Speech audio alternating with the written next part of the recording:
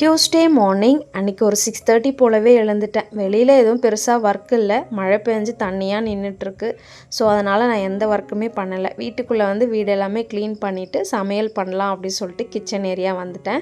அன்றைக்கி பார்த்திங்கன்னா plain biryani and tofu 65 தான் ரெடி பண்ணியிருந்தேன். டோஃபோ வந்து பிரியாணிலாம் பண்ணால் அவ்வளோவா டேஸ்ட்டாக இருக்காது. 65 அப்படி இல்லைனா பட்டர் மசாலா பண்ணால் சூப்பராக இருக்கும்.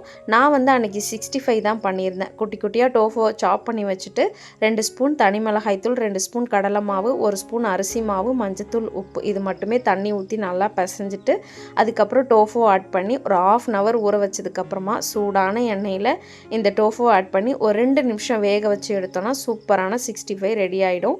ரொம்பவும் வேக வைக்கக்கூடாது, ஹார்டாக ஆகிடும்.